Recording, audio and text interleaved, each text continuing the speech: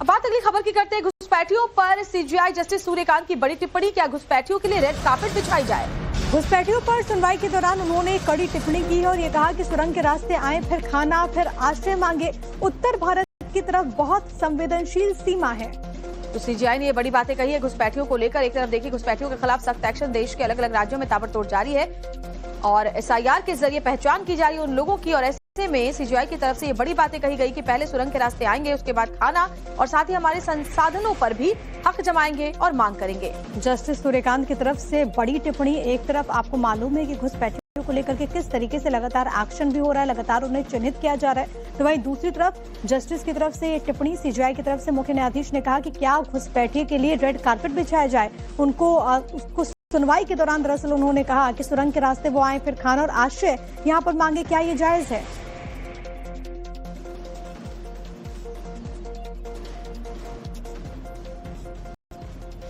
और गौरव श्रीवास्तव भारत से हमारे संवाददाता दिल्ली से जुड़े हुए हैं। गौरव, एक तरफ घुसपैठियों को लेकर ताबड़तोड़ एक्शन देश के कई राज्यों में जारी है, एसआईआर के जरिए उन्हें पकड़ा जा रहा है, उन्हें वापस भेजने का काम भी जारी है। ऐसे में सीजीआई की टिप्पणी काफी कुछ कहती है। जरा बताइए सीजीआई ने और क्या क्या बातें कही है घुसपैठियों को लेकर?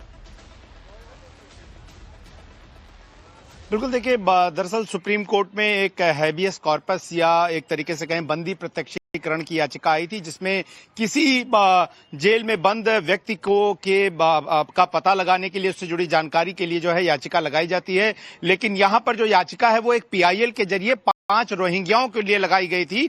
इस याचिकाकर्ता का इन रोहिंग्याओं से सीधा कोई लेना देना नहीं था। ये जब मामला सुनवाई के लिए आया तो जस्टिस सूर्यकांत ने कहा कि क्या आप चाहते हैं कि हम इन रोहिंग्याओं के बारे में बताकर जो है नियमों को तोड़े, और दूसरा ये कि क्या इस तरह से जो घुसपैठिए देश में आते हैं उनके लिए रेड कार्पेट बिछाया जाए, क्योंकि जो भोजन, शिक्षा का अधिकार है, आश्रय का अधिकार है, वो हमारे बच्चों के लिए, हमारे देश के लोगों के लिए। हमारे उत्तर पूर्वी भारत की सीमाएं जो है वहां पर बहुत सारा तनाव चलता रहता है और इस तरह की याचिकाएं लगाना जो है उसे जो है सुप्रीम कोर्ट ने अनुचित समझा। सुप्रीम कोर्ट ने बहुत महत्वपूर्ण कुछ और बातें कही हैं, जिसे हम लोगों बता दें। ये सुप्रीम कोर्ट ने यह भी कहा कि क्या कोई अगर घुसपैठ करके देश में आता है तो उसे भारत में रहने का अधिकार दिया जा सकता है।